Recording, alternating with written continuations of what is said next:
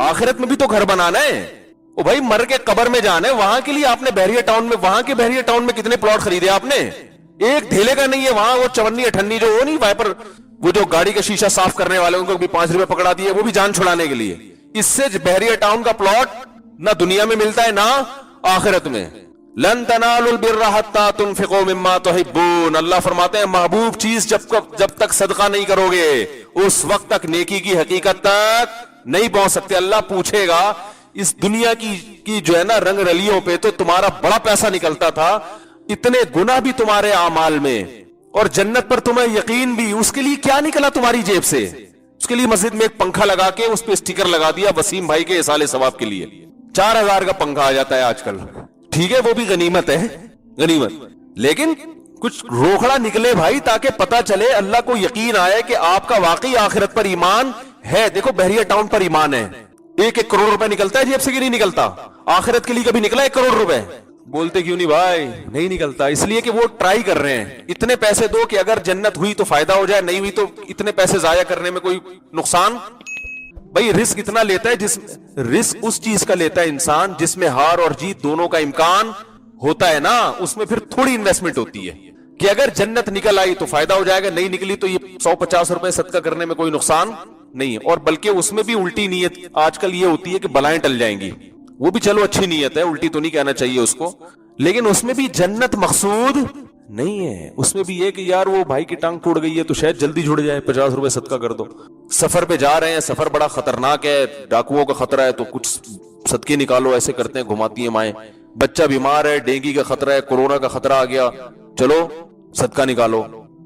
तो वो इस चक्कर में यानी वो नीयत ये होती है कि शायद कोई बलाएं वलाएं टल जाए, वो भी आखिरत नहीं है। सब मैं समझा पा रहा हूं अपनी बात? तो सहाबा तो पैसा उड़ाते थे भाई। अबू तलहा अंसारी रजी अल्लाह ताला अन्हु, जब ये कुरान की आयत नाजिल हुई, लन तनालुल बिर्रा हत्ता तुनफिकू मिम्मा तुहिब्बून, महबूब चीज जब तक सदका नहीं करोगे नेकी की हकीकत को नहीं पहुंच सकते। अबू तलहा अंसारी आए, अर्ज किया या रसूलल्लाह मेरे बाग हैं, दो ये थे या 3 थे, मुझे अदद याद नहीं। बाग उस जमाने में अर्निंग का सबसे बेहतरीन जरिया था, समझ रहे?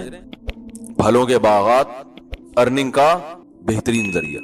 कहने लगे या रसूल अल्लाह, अल्लाह ने फरमाया है कि नेकी की हकीकत तक उस वक्त तक नहीं पहुंच सकते महबूब चीज जब तक सदका नहीं करोगे। तो मैंने गौर फिक्र किया, मुझे सबसे ज्यादा महबूब क्या है?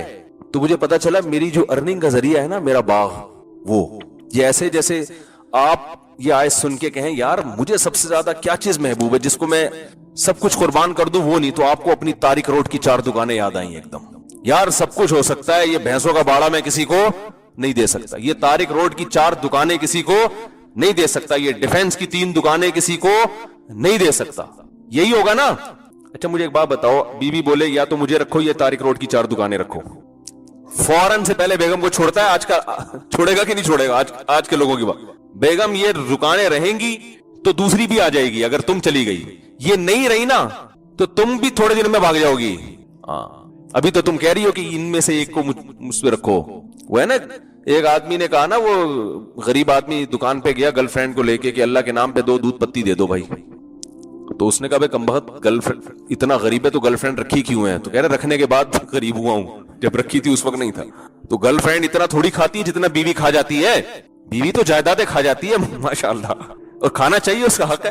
तो आप किसको तरजीह दोगे भाई? बोलोगे दुकानें। तो अबू तलहा अंसारी रजी अल्लाह ताला अन्हु आए, या रसूल अल्लाह मुझे सबसे महबूब चीज क्या है? मेरे बागात। आपने फरमाया बखिन बखिन, वाह वाह वाह वाह। उफ, आप भी मुतासिर हुए। रा का माल राबिह, फरमाया बड़ा कीमती माल है ये तो बड़ा कीमती। ये तुम्हारे दिल में ख्याल आ गया, कैसी आयत पर अमल किया। देखो दुनिया को दिल से निकाल दिए। जब सफर है तो भाई गुजारा हो रहा है ना खाने पीने का, सदका करो इसको। आप सल्लल्लाहु अलैहि वसल्लम से पूछा किसको दूं? नबी सल्लल्लाहु अलैहि वसल्लम भी हर एक से सदका कबूल इतनी बड़ी तादाद में नहीं करते थे। जिसको देखते थे ईमान मजबूत है ना, ये गुजारा चला लेंगे, कल फाका आया तो अल्लाह से शिकायत नहीं करेंगे, अल्लाह मैंने तो सब कुछ सदका कर दिया, अब खाने को रोटी है नहीं, तूने तो रिस्क का वादा किया है, तू तो एक के बदले 10 देता है। पता था सरवाइव कर लेंगे। कल भूख आई, फाका आया, अल्लाह से शिकायतें नहीं करेंगे। क्योंकि बात साहब आते थे कि सारा माल ले ले, आपने मना किया, ना ना ना ना, सब नहीं। हम लोग आते ना तो शायद 50-60 रुपए से ज्यादा हमसे वसूल न किए जाते उस दौर में। ऐसी हालत हमारी, तभी अल्लाह ने सुकून छीन लिया है ना। कंजूसी, बुखल, पैसा, दौलत, तरजीहात, यानी इंसान की जो पहचान है ना वो सिर्फ नोटों से है। पैसे हैं तो जी अस्सलाम वालेकुम। गरीब आदमी को तो वलीमे पे नहीं लोग बुलाते आजकल, उसके साथ सेल्फी लेने में शर्माते हैं।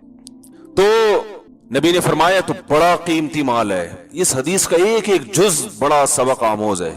फरमाया मैं सदका करना चाहता हूं, आप बताएं। आपने फरमाया अपने चचाजाद भाइयों को दे दो। नहीं आई बात। जो जाहिल पीर होते हैं ना आजकल, वो कहते हैं लाओ, ऐसा ही करेंगे ना। बड़े बड़े पीर आपने देखे होंगे, उनके घरों के बाहर माशाल्लाह मोटे मोटे दुम्बे बकरे सदके के। किसी सहाबी के घर के बाहर सदके के बकरे देखे आपने?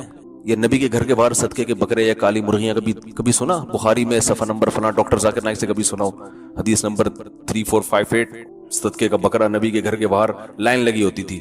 है भाई, सहाबा लाते थे सदके के बकरे ना, हदिया देते थे नबी को, गिफ्ट। वो गिफ्ट तो कुछ भी हो सकता है। कभी किसी सहाबी ने आपको दूध पेश कर दिया, कभी किसी ने खजूर पेश कर दी, कभी कोई पैसे दे दिए गिफ्ट के तौर पर। ये बकरे बकरे का पता नहीं कहां से कॉन्सेप्ट आया है इस्लाम में। इस्लाम में नहीं है, ये हमारा अपना बनाया हुआ है।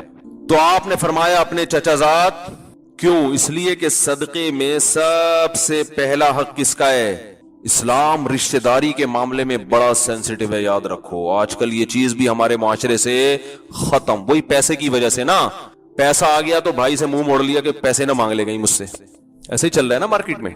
और ये छोटा वाला भी उसी से ज्यादा दोस्ती कर घुसेगा वहीं जिसके पास पैसे, इसका भी कसूर है ना। मैं तो यहां तक देख रहा हूं कि जो बेटा पैसा ज्यादा कमा रहा है, अब्बा की आंखों का तारा और अम्मा की आंखों का तारा भी वही है, हालांकि उसने खिदमत नहीं की ज्यादा, इत्तिफाक से अल्लाह ने पैसा दे दिया। जो बेचारा सुबह शाम खिदमत में आधा हो रहा है, ना अब्बा के दिल में उससे मोहब्बत, ना अम्मा के दिल में। ये अजीब सेटिंग चल रही है भाई।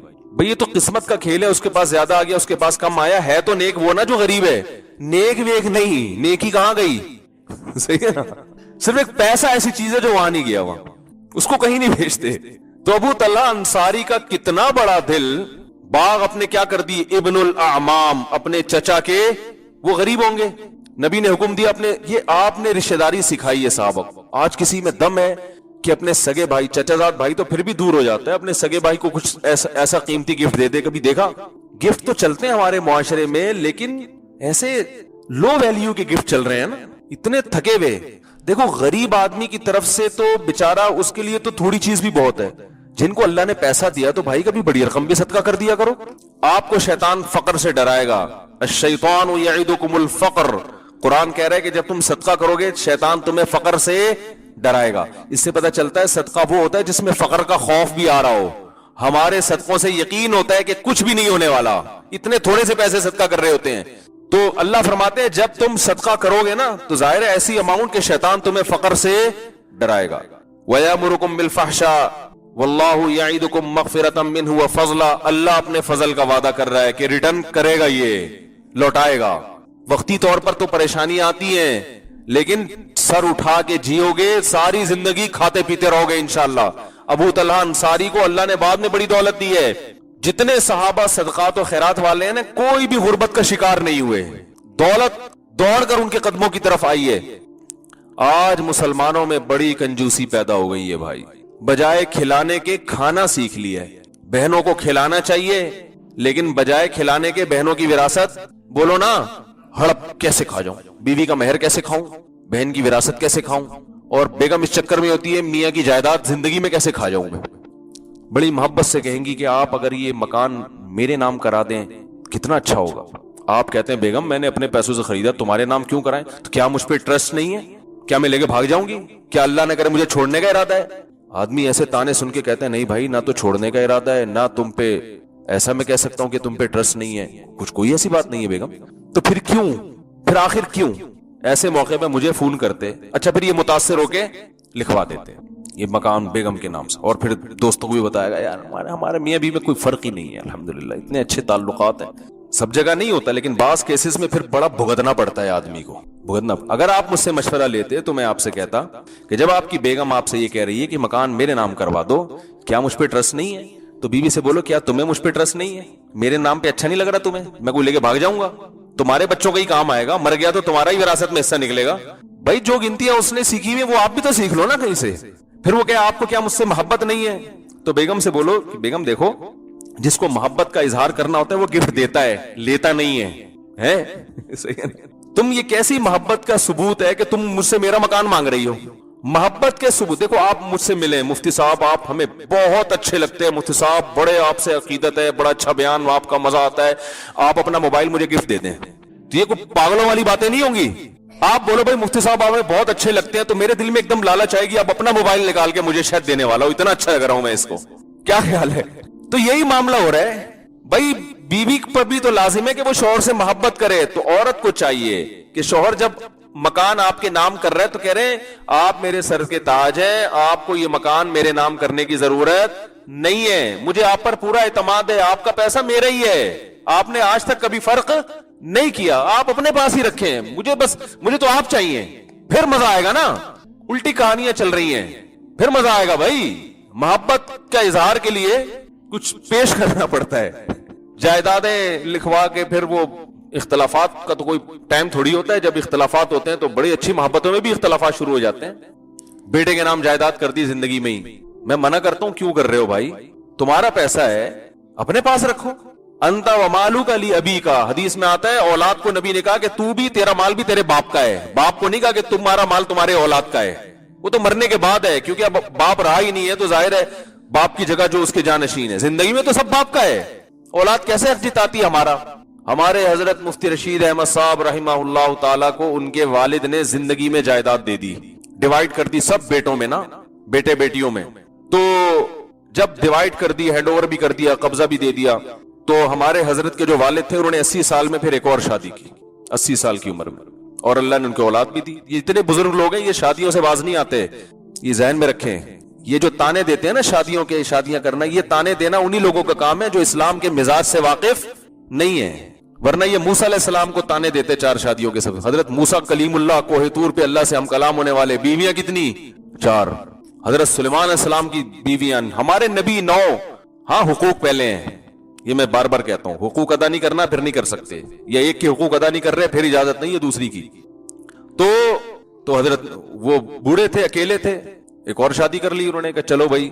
देखो बीवी का अल्टरनेट कोई नहीं होता, बुढ़ापे में ना आदमी को बुढ़ापे में भी औरत चाहिए, ये ज़हन में रखो। आप कह सकते हैं जब इतने बच्चे हैं तो अब्बा आपने शादी करके क्या करना है, तो ये मसला आदम अलैहिस्सलाम को भी दिया जा सकता था। अल्लाह ने आदम अलैहिस्सलाम के लिए बाप बनाया किसी को? बोलो ना भाई, मां बनाया किसी को?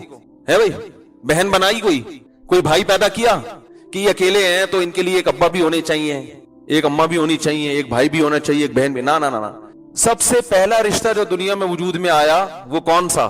मियां बीवी। अल्लाह ने कहा आदम, और जन्नत में, हालांकि जन्नत में तो तफरी की सारी चीजें मौजूद हैं, तो जन्नत में आदम अलैहिस्सलाम बोर हो रहे हैं तो अल्लाह ने उनके लिए क्या बनाया? अम्मा हव्वा को। तो भाई अब्बा अगर बूढ़े हो जाएं, अगर वो चाहते हो तो किसी से कर दो, बेचारी की उनकी तन्हाई दूर हो जाएगी, दिल की बात कर सकेंगे उनके सामने। रुकावटें ना डाला करो इसमें। नेक औलाद को चाहिए अब्बा की खुद शादी कराए, लेकिन अब्बा भी तो कंजूस थे ना, वो नहीं करा रहे थे बच्चों की, तो फिर बच्चे भी ऐसे ही निकलते हैं। तो बच्चे पता है क्या कर रहे होते हैं? अब्बा की अब शादी हो गई तो विरासत 8वां हिस्सा वहां चला जाएगा, वही दौलत पैसा। ओ भाई तुम्हारे मुकद्दर में जो है वो तुम्हें इंशाअल्लाह, पहले अब्बा का सुकून देखो। अब्बा कोई बात नहीं, बाज लोग शादी कराते हैं ये लिखवा के कि विरासत में उसका हिस्सा नहीं होगा। क्यों नहीं होगा? तुम्हारी सौतेली मां है भाई, तुम्हें तो चाहिए बढ़ चढ़ के दो उसको। जब इंसान के दिल में पैसे की लालच आती है ना, वो अखलाक से गिरी हुई हरकतें लाजमी करता है। तो हमारे हजरत के वालिद ने निकाह कर लिया, अल्लाह ने औलाद भी दे दी। जब औलाद हुई है तो बेटा हो गया, तो उनके वालिद ने कहा कि मैं तो सारी जायदाद तकसीम करके बांट बूट के फारिग हो चुका हूं, इस बेचारे का तो कोई हिस्सा है नहीं। भाई इधर तवज्जो। तो हजरत के वालिद ने अपने सारे बेटों को बुलाया और कहा देखो, अब देखो कानून ये है कि जब बाप बेटों को दे के हैंड ओवर कर चुका हो तो अब राइट किसका है? बेटों का। हमारे यहां बाप भी जबरदस्ती छीन रहा होता है और औलाद उधर से छीन रही होती। बाप अपने कानून पे अमल कर रहा है। सब बेटों को बुलाया कि भाई देखो मसला ये है कि ये जितने जो है ना सब मुझे वापस कर दो, मैं दोबारा से तकसीम करूंगा। वजह उसकी तुम्हारी यानी गोया कि नवाजिश होगी अगर आप लोग हमें ये वापस कर दोगे। तो हजरत ने फरमाया कि मुझे तो इसको अपना कहते हुए शर्म आ रही है, मेरा कहां से है ये? आप हमसे कह रहे हैं कि अपनी जायदाद अपने प्लॉट हमें वापस कर दो, हमारा कहां से हो गया? आपने कमाया, आपने ही हमें गिफ्ट दिया, तो ये तो आपका है, हमारा थोड़ी है। भाई क्या हो गया? فرمائے ہمارا کہاں سے ہو گیا, فری پھوکڑ میں بیٹھے بیٹھے ابا نے کوئی چیز گفٹ, ہمارے کہاں سے ہو گیا, آپ کی چیز ہے آپ زبردستی لو بھائی. تو غیرت جب ہوتی ہے نا انسان کو, تو وہ باپ کے مال کو اپنا کہتے ہوئے اسے, جملہ مکمل کریں, شرم آتی ہے. اور آج اولادوں کو دیکھو, ابا کی آنکھوں میں یہ ہمارا حصہ ہے, ہمیں ہمارا حصہ چاہیے. تو آپ نے کمایا ہی ہے جو آپ کا حصہ ہے یہ. بعض لوگ کہتے ہیں ہم نے اپنے ابا کے کاروبار کو یہاں سے وہاں تک پہنچایا تو اس میں ہمارا, یعنی یہ تو ہمارا ہے. تو کاروبار تو ابا کا تھا نا بھائی, کاروبار کس کا تھا؟ ابا کا تھا. ابا کا نہ ہوتا پھر پہنچا دیتے, پھر دیکھتے کیا. ایک صاحب کا میرے پاس فون آیا کہ مجھے کاروبار کے لیے پیسے چاہیے, تو اگر میں لوگوں سے کہتا ہوں کہ 8-10 لاکھ مجھے دیں تو ان کمبختوں کو بھی فری پھوکڑ میں اس کا حصہ دینا پڑے گا نا. سمجھ رہے, ان کے الفاظ یہ تھے کہ پھر وہ گھر بیٹھ کے کھائیں گے, یعنی محنت میری ہوگی, ان کو جو 20%, 25%, 70% وہ تو گھر بیٹھے کھائیں گے, محنت میں کروں گا. تو اس لیے میں لوگوں سے نہیں, میں چاہتا ہوں بینک سے سودی قرضہ لے لوں, تو کیا شریعت میں گنجائش ہے؟ سمجھ رہے ہیں بات کو؟ میں نے کہا بھائی جان, آپ جو محنت کر کے کمائیں گے نا, وہ پیسہ کس کا ہوگا؟ وہ فری پھوکٹ میں نہیں, وہ 10 لاکھ روپے انویسٹ کر کے کما رہے ہیں. سمجھ رہے کہ نہیں سمجھ رہے؟ اب دیکھو, پیسے جیب میں نہیں ہے, صرف محنت ہے, تو صرف محنت سے ملتا ہے کچھ؟ تو جس نے پیسہ دیا تو اس کا بھی تو حق ہے نا کہ پرسنٹیج کے حساب سے اس کو بھی پروفٹ دیں. تو جو مزدور آدمی ہے جس کے پاس پیسہ نہیں ہے, وہ انویسٹر کو دیتے ہوئے اس کو یہ لگ رہا ہوتا ہے یہ فری میں کھا رہا ہے. تو اگر آپ سمجھ رہے ہو کہ آپ محنت سے کھا رہے ہو, تو پھر آپ پیسوں کے بغیر محنت کر لو. وہی مثال آ گئی نا, وہ ایک آدمی نے بائک خریدی, تو ہر تھوڑے دن میں کوئی بندہ آتا کہتا ہے اپنی بائک دے دیں پیٹرول میں ڈال دوں گا, بائک دے دیں پیٹرول میں ڈال دوں گا. وہ بیچارہ دینا پڑتا اس کو جب پیٹرول بھی ڈال رہا ہے. ایک دن اس کو غصہ آیا, تو ایک آدمی نے کہا اپنی بائک دے دیں پیٹرول ڈال دوں گا. تو ڈبہ لے کر آیا, بولے اس میں پیٹرول ڈال کے چلا لو بھائی. بائک صرف پیٹرول کی ضرورت نہیں ہوتی, اور بھی چیزیں گھستی ہیں اس کی. تو ابا کے کاروبار کو اگر آپ نے ترقی دی ہے تو وہ ابا کا پہلے سے تھا, تب آپ نے ترقی دی ہے. تو ابا کا ہے وہ اصل, آپ کو ترقی کا ثواب ضرور ملے گا انشاءاللہ. تو آپ یہ نہ سمجھ کے بیٹھ جائیں کہ میں نے, لوگ تانے دے رہے ہوتے ہیں, ابا آپ کا تو پکوڑے کی دکان تھی, ہم نے تو اس کو پورا امپورٹ کرنے شروع کر دیے پکوڑے ہم نے. تو ویسے کرنا شروع کرو نا ابا کے بغیر. یہ لالچ ہے, لالچ. جہاں لالچ آتی ہے نا انسان کے دل میں, اخلاقیات سے گر جاتا ہے. تو اس کا علاج یہ ہے کہ اس دولت کو دل سے نکال کے باہر پھینک دو. سمجھ رہے ہو, دنیا مسافر خانہ ہے, جو مل گیا کھا لیں گے, نہیں ملا او بھائی ٹرین میں کسی وقت کھانا مل جاتا ہے, نہیں تو کوئی بات نہیں یار, اسٹیشن پہ پہنچ کے کھا لیں گے. تو آگے قبر ہے, اسٹیشن آنے والا ہے, زیادہ ٹائم نہیں ہے. آپ سمجھ رہے, بہت دن ہے موت میں, کوئی زیادہ وعدہ دن نہیں ہے موت میں. جو مرتے ہیں ان سے پوچھو, کہہ رہے یار ابھی تو پیدا ہوئے تھے, ابھی پتہ نہیں اتنی جلدی کیسے مر گئے ہم, ابھی تو ہم نے یہ سوچا ہوا تھا یہ کریں گے یہ کریں گے یہ کریں گے, مر کیوں گئے ہم. یہ جتنے قبرستان میں ہیں, کاش ان سے انٹرویو, کوئی ایسی ٹیکنالوجی سائنسدان ایجاد کر لیں کہ ہر ایک سے انٹرویو لیا جا رہا ہے, ہر گاؤں دیہات میں پہاڑ میں ٹیلی ویژن والے پہنچ رہے ہیں, کسی طرح قبروں کے اندر کنیکشن بحال ہو جائے اور مردوں سے انٹرویو لیا جائے کہ آپ نے جو ذاتی مکان بنایا, ساری زندگی پیٹ کاٹ کاٹ کے آپ نے اتنا بڑا بنگلہ کھڑا کیا, تو کیسا رہا. وہ کہے گا یار مجھے پتا ہوتا یہ اتنے دیواریں اور سریے چھوڑ کے ادھر آ کے تھوڑے دن میں لیٹنا ہے, تو تھوڑا اچھا کھا پی کے مر جاتا, وہ زیادہ اچھا تھا. اس کو تھوڑی پتا ہوتا ہے کہ میں جو اتنا کچھ کر رہا ہوں تو میں نے ابھی موت میرے سر پہ کھڑی ہوئی.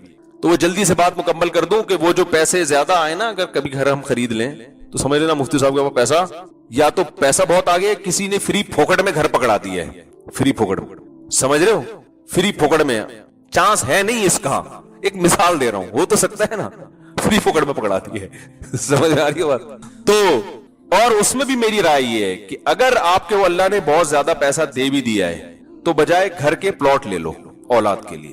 پلاٹوں کی قیمتیں تیزی سے چڑھتی ہیں, گھروں کی قیمتیں تیزی سے, تو اولاد کو زیادہ فائدہ گھر میں نہیں ہے, کس میں ہے؟ یہ مشورہ ہے, کوئی شرعی حکم نہیں ہے, گھر بھی بنا سکتے ہیں, پلاٹ میں زیادہ فائدہ ہے, رہو کرائے پر. پھر یہ ہوگا کہ یہ تو مالک مکان کا ہے, ہمارا نہیں ہے, تو یہی تو انجوائے کرو, ہے اس کا, انجوائے کون کر رہا ہے؟ اور کیا, یہ تو انجوائے کرنے کی چیز ہے. لوگ کہتے ہیں مالک مکان نکال دیتے ہیں, تو نکال لے گا, دوسری گلی میں چلے جاؤ, اس گلی کو دیکھ لیا اچھی طرح سے, یہاں سے لے کے یہاں تک, اوپر سے نیچے تک دیکھ لیا, اب اس گلی کو انجوائے کرو. کیونکہ ایک دن فرشتہ پورے محلے سے نکال کے قبر میں لے جائے گا, تو یہاں سے نکل کے وہاں چلے گئے تو کیا ہو گیا بھائی؟ خام خا کی ٹینشنیں پالی ہوئی ہیں بلا وجہ کی. وہ جو مالک مکان تو پانی نہیں آتا, تو یہ تو پانی تو ذاتی گھروں میں بھی نہیں آ رہا. جس محلے میں پانی ہوگا وہاں کرائے کے گھر میں بھی آئے گا, ذاتی گھر میں بھی آئے گا. جس محلے میں پانی نہیں ہے تو وہ مالک مکان بادلوں سے تھوڑی لے کر آئے گا تمہارے لیے. مالک مکان ٹینشن دیتے ہیں, یہ لوگوں کی مالک مکان ٹینشن بہت دیتا ہے. اللہ کی قسم, کرایہ دار جتنا مالک مکان کو ٹینشن دیتے ہیں نا, اتنا مالک مکان کرایہ داروں کو ٹینشن نہیں دے رہا ہوتا. لوگ یہ کہتے ہیں رشتے نہیں آتے بیٹیوں کے, लोग सबसे पहले पूछते हैं जाती घर है तो रिश्ता भेजेंगे। एक साहब ने मुझे कहा यार बेटियों के रिश्ते नहीं आते जाती करना हो। मैंने कहा जिनके जाती हैं उनके नहीं आते, जो खुद किराए पे रह रहे हैं उनके आ जाएंगे। तो आपने ये क्यों फर्ज कर लिया है कि उसी को देना जो जाती घर हो जिसका? भाई जब लाइफ मुसाफिर खाना है सही है ना, जो मुसाफिर खाना है तो मुसाफिरों को दो ना। अरे क्या हो गया, जब आप गाड़ी में सफर कर रहे हो तो जो आपके साथ सफर में बैठे हुए हैं उनसे दोस्ती लगा ली तो क्या हो गया? जरूरी तो नहीं जो स्टेशन पे दुकान खोल के बैठा उसी से दोस्ती लगानी है। तो मुसाफिरों के साथ रहो, तो बेटियां भी मुसाफिरों को दो। हजरत अली के पास तो कुछ भी नहीं था, इंतहाई गुर्बत, एक ऊंट था। हजरत अली का ये ख्याल था मेरी एक सवारी है, नबी की बेटी से मेरी शादी हो रही है, वलीमा टाइट होगा, इस ऊंट को ज़बह करूंगा मैं। वो भी सिर्फ वलीमे के था और बाकी कुछ भी नहीं था। ये जो नबी ने हजरत फातिमा को कुछ जहेज दिया ना, एक प्याला और ये सब, इसलिए कि हजरत अली के पास एक प्याले के पैसे भी नहीं थे। हजरत अली ने सोचा नबी की बेटी से निकाह हो रहा है, वलीमा तो हो ना। हजरत हमजा ने वो ऊंट ज़बह करके दोस्तों को खिला दिया। अरब में सखावत थी ना, तो वहां कुछ उनके खानदान की खवातीन थी, उन्होंने हजरत हमजा को ताना दिया कि इतना बड़ा ऊंट आपके सामने खड़ा हुआ है और आपकी सखावत को गोया चैलेंज है ये। अरब थे बड़े सखी। हजरत हमजा ये भूल गए कि ये मेरा नहीं है, ये किसका है? ये तो हजरत अली का है। उन्होंने कहा भाई ये वो अरब थे, सखावत है ना उन लोगों में, कोई सखावत का ताना दे जोश में। हमारे यहां तो ताने दे दे के मार दो, कमबख्त की जेब से पैसे नहीं निकलेंगे। कहेगा यही तो है, वो अरब थे ना, अरब। उन्होंने शायरी की, औरतों ने ताने दिए कि हमजा ये ऊंट खड़ा हुआ है, और उन्होंने कहा उठे उसकी। हजरत अली फरमाते हैं मैं जब आया तो मैं अपने आंसुओं पे काबू पे आप सदका कर रहे हैं, या सदका फितर जो ईद के दिन फितराना लाजिम होता है, तो ये सदकात हैं वाजिब। और एक सदका होता है नाफिला। नफल का मतलब आप अपनी मर्जी से अल्लाह की रिजा के लिए गरीबों पे खर्च कर रहे हैं, तो ये नाफिला सदका, नफली सदका जिसको हमारे यहाँ खैरात भी कहा जाता है। इसमें कोई मसरिफ नहीं है, जिसको चाहे दें आप।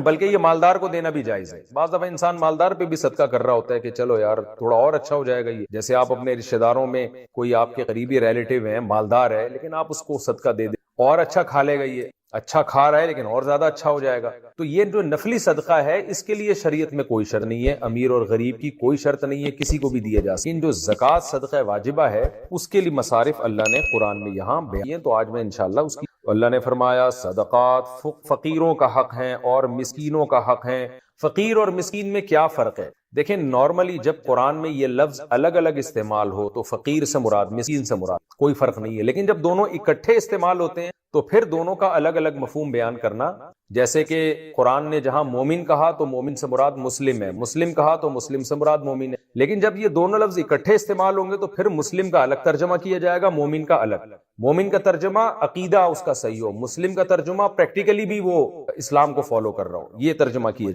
तो यहाँ भी ऐसे ही है कि चूंकि दोनों एक ही आयत में इस्तेमाल हुए हैं तो फकीर का तर्जमा अलग होगा, मिस्कीन का अलग होगा। तो फकीर और मिस्कीन में क्या फर्क है? दो मशहूर कौल हैं इसके बारे में, मैं उन्हीं को बयान करूंगा जो राजे कौल है। बाकी इसके अलावा बहुत सारे अक़वाल हैं, जो राजे कौल है वो एक कौल तो ये है कि फकीर उसे कहते हैं ला माला लहू, जिसके पास धेला भी ना हो, यानी बिल्कुल ही जीरो पर आया हुआ। और मिस्कीन उसे कहते हैं जो ऐसा तो नहीं है कि बिल्कुल ही उसके पास कुछ भी नहीं है, लेकिन निसाब से कम कम माल उसके पास मौजूद। निसाब से कम माल किसे कहते हैं? सोना, चांदी, नकदी, माले तिजारत और जरूरत से जायद सामान। ये पांच चीजें या इनका मजमुआ, या इनमें कोई चार, या इनमें या दो, या एक ही चीज, ये 52.5 तोला चांदी से कम कम हो। यानी नबी सल्लल्लाहु अलैहि वसल्लम के दौर में 200 दिरहम की जो वैल्यू, उससे कम अगर किसी के पास ये पांच चीजें या पांच चीजों का मजमुआ होगा तो वो मिस्कीन कहलाए। क्योंकि हदीस से हमें 200 दिरहम का, 200 दिरहम को एक मयार बनाया गया था, और आज के दौर में 200 दिरहम 52.5 तोला चांदी के बराबर। तो एक फुक़हा ने मयार करार दिया है कि भाई साहिब निसाब ना हो कोई आदमी। दोबारा बता देता हूँ, ये मेरा जो चैनल है ना, आस मुफ्ती तारिक मसूद मसाइल का जो चैनल है, उस पे ज़कात का निसाब कई दफा डिटेल, शरीयत में जिस पे ज़कात फर्ज होती है उसके पास कितना माल होना जरूरी,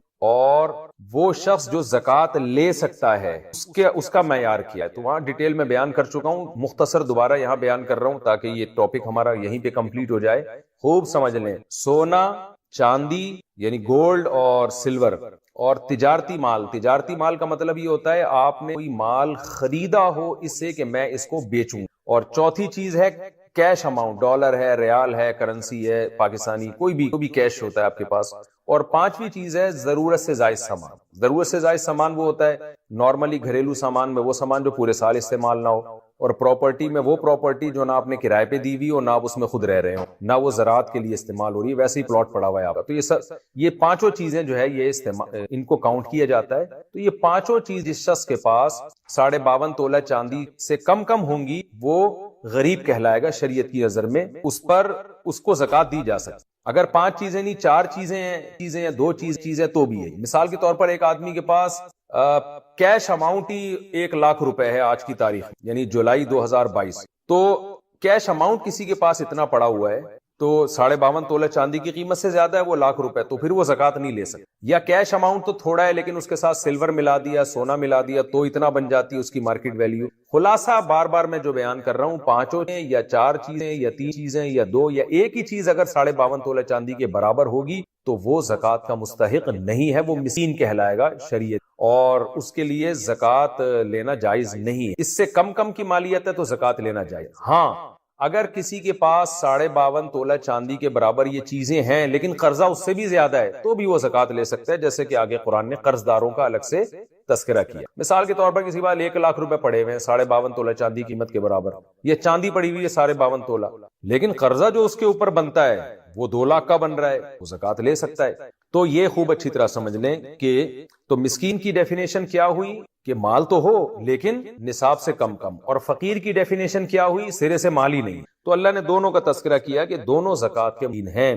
سوال پیدا ہوتا ہے کہ اللہ صرف مسکین کا ہی تذکرہ کر دیتے فقیر کا نہ کرتے، کیونکہ جب مسکین کو دینا جائز ہوتی تو فقیر کو دینا تو بطریق اولا جائز ہوتی. تو قرآن نے فقیر کا تذکرہ الگ سے کیا ہے موٹیویشن کے کہ معاشرے میں آپ کو بہت سے ایسے لوگ بھی نظر آئیں گے جن کے پاس دھیلا بھی نہیں ہوگا، تو ان کو الگ سے ہائی لائٹ کیا جا رہا ہے ان کی ویلیو کو بیان کرنے کے لیے کہ یہ بھی زکوٰۃ کے مستحق ہیں. اور صرف یہ نہیں، اگر یہ نہیں ملتے تو مسکین کو بھی تم دے سکتے. تو یہ حکمت ہے اس میں، دونوں فریق کو اللہ نے الگ الگ ذکر کر دیا تاکہ ہمیں یہ نہ لگے کہ بھئی فقیر ہی کو دینا ضروری ہے. تو اللہ نے بتا دیا کہ بہتر ہے کہ فقیر نہیں ملتا تو اس کو بھی دے سکتے. تو یہ ایک ڈیفینیشن مسکین کی کیا ہوئی جس کے پاس نصاب سے کم. اور بہت سے فقہا کہتے ہیں کہ فقیر اور مسکین میں ایک فرق یہ بھی ہے کہ فقیر جو دیکھنے سے ہی لگتا ہو، کہ دیکھنے سے نہ پتہ چلتا ہو، یعنی جس کے پاس مال نہ ہو، یہ ہے ڈیفینیشن، خواہ دیکھنے سے لگے یا نہ لگے. لیکن مسکین اس کو کہتے ہیں جو غریب ہو اور حلیے سے بھی غریب لگتا ہو، یعنی مسکنت اس پہ جھلک رہی ہو، کیونکہ مسکنت عربی ذلت کو بھی کہتے ہیں.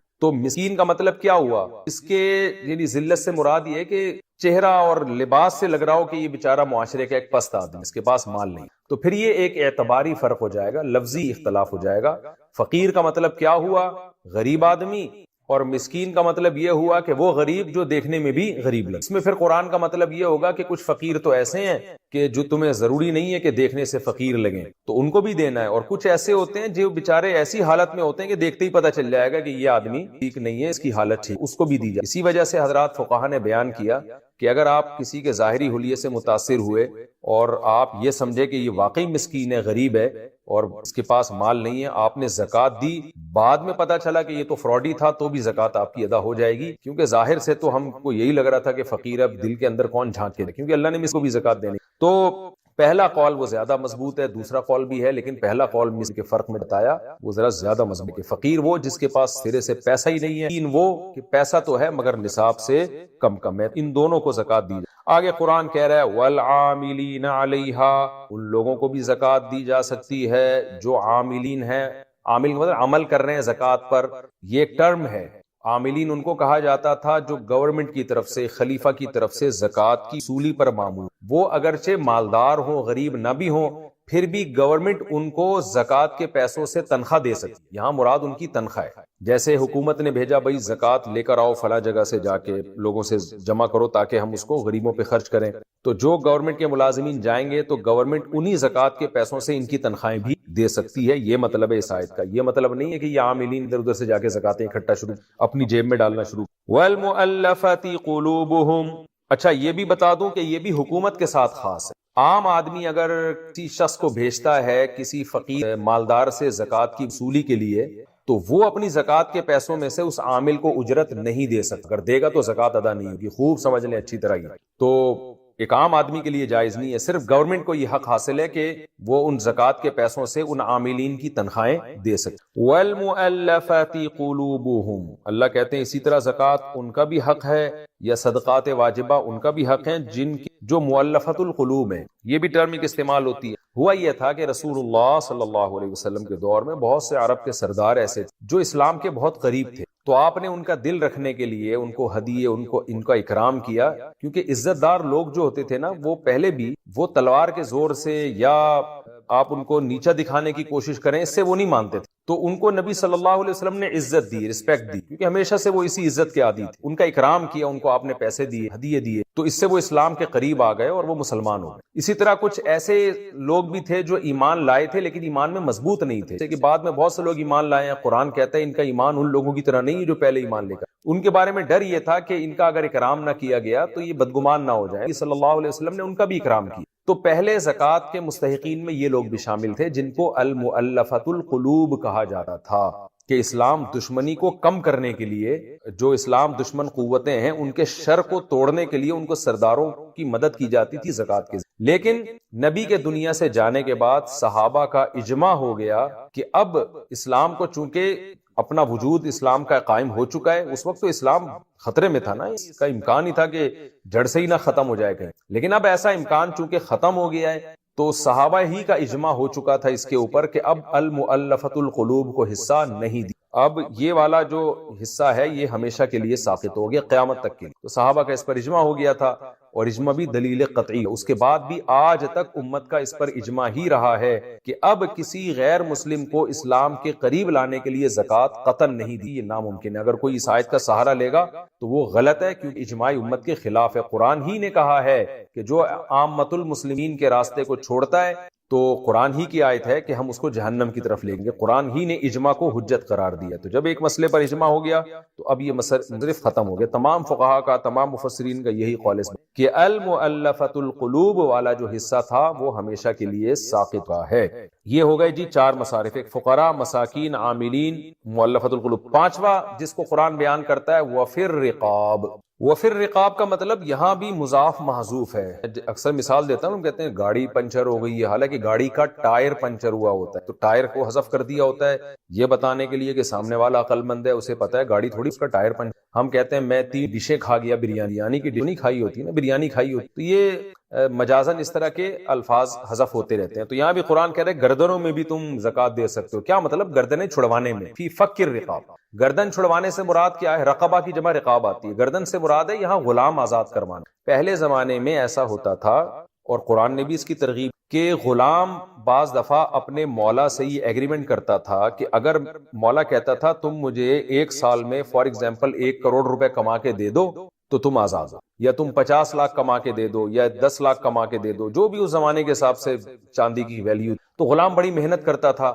اب اسلام نے چونکہ غلاموں کے آزاد کرانے کی بہت زیادہ ترغیب دی ہے، سورہ نور میں اللہ نے مولا کو ترغیب دی ہے، آقا کو، کہ تم اگر فری میں غلام آزاد نہیں کرتے تو عقد مکاتبت کر لو، اس کو کہتے ہیں عقد مکاتبت، کہ اس سے عقد کر لو کہ اتنے پیسے کما کے دے دو تو تم آزاد ہو، تو یہ والا عقد کر لو۔ یعنی اسلام چاہتا ہے کہ کسی طرح غلامی سے لوگ نکلیں، تو فری میں نہیں آزاد کرتے تو کوئی معاہدہ کر لو اس سے کہ سال میں اتنے پیسے کما کے دے دو گے تو تم آزاد ہو، تو اس سے پھر غلام محنت میں لگ جاتا تھا۔ تو قرآن یہ کہہ رہا ہے کہ کوئی بھی غلام جس نے اپنے مولا سے یہ ایگریمنٹ کیا کہ میں 1 سال یا 6 مہینے یا 2 سال میں اتنے پیسے کما کے دے دوں تو میں آزاد ہوں، اور مولا نے اس ایگریمنٹ کو قبول کر لیا، تو ایسے غلاموں کی چھڑوانے میں بھی زکوٰۃ ادا کی جا سکتی ہے۔ کیا مطلب؟ ایسے غلاموں کے ساتھ زکوٰۃ کے ذریعے تعاون کیا جا سکتا ہے، آپ ان کو زکوٰۃ دیں، یہ لے بھائی تو 1 کروڑ میری طرف سے لے اور اپنے آپ کو آزاد، تو یہ بھی زکوٰۃ کا بہترین مصرف ہے۔ چونکہ آج کل غلاموں کا دور ختم ہو چکا تو یہ والا مصرف بھی عملاً اب ممکن نہیں رہا ہے۔ جہاں اگر کوئی غلامی کا سسٹم دوبارہ کبھی شروع ہو گیا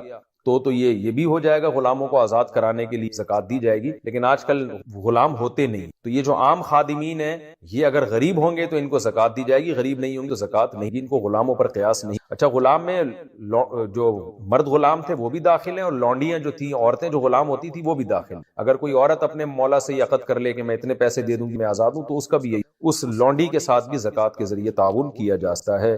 یہ 4تھا مصرف ہو گیا، 1 2 3 4 5واں مصرف ہو گیا۔ 6واں مصرف قرآن بیان کر رہا ہے والغارمین، قرض داروں پر۔ قرض داروں کو بھی زکات دی جا سکتی ہے. قرض دار کا مطلب کیا ہے کہ نصاب سے زیادہ قرضہ کسی پہ چڑھ گیا. جیسے میں نے ابھی ڈیٹیل بتائی نا آپ کو, ایک آدمی کے پاس 52.5 تولہ چاندی کے برابر رقم تو ہے.